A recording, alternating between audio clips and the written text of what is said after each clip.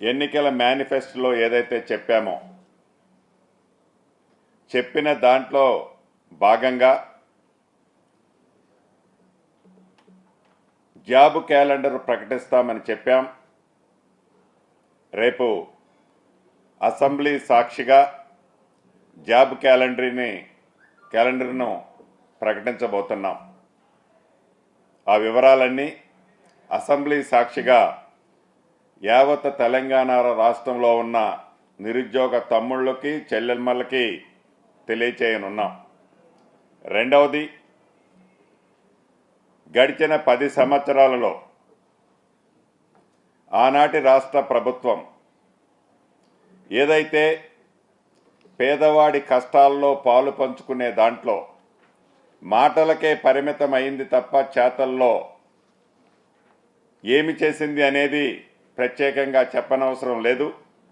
ఈ కేబినెట్లో గతంలో ఏదైతే ఎన్నికల్లో మేము చెప్పిన దాంట్లో భాగంగా తెల్ల రేషన్ కార్డులతో పాటుగా ఆరోగ్యశ్రీ కోసం ఆరోగ్యశ్రీ కార్డులని విడివిడిగా ఇవ్వాలి అనేది ఈ రాష్ట్ర ప్రభుత్వం కేబినెట్ నిర్ణయించింది. దీనికి సబ్ కమిటీలో 3 మంత్రులతో ఒక సబ్ కమిటీ ఏర్పాటు చేయటం జరిగింది. పౌర సరఫరా శాఖ మంత్రివర్యులు ఉత్తమ్ కుమార్ రెడ్డి గారు, అదే రకంగా ఆరోగ్య శాఖ మంత్రివర్యులు దామోదర్ రాజనరసింహ గారు, రెవెన్యూ శాఖ మంత్రిగా నేను ఈ సబ్ కమిటీలో ఉంటాం. వీలైనంత తొందరలో ఈ sub committee report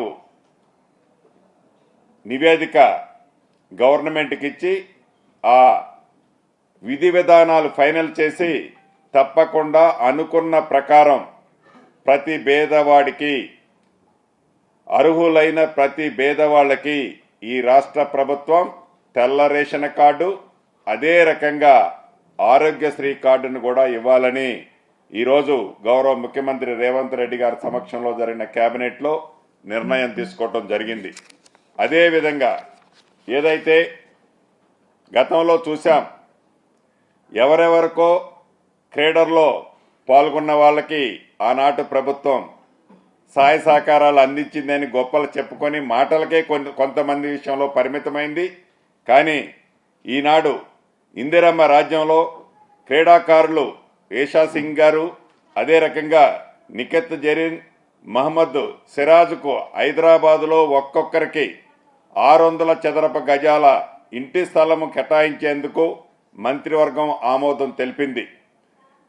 Nikhat జరీన్కు, సిరాజ్కు group 1 స్థాయి ఉద్యోగాలు ఇవ్వాలని నిర్ణయించడం జరిగింది కేబినెట్లో.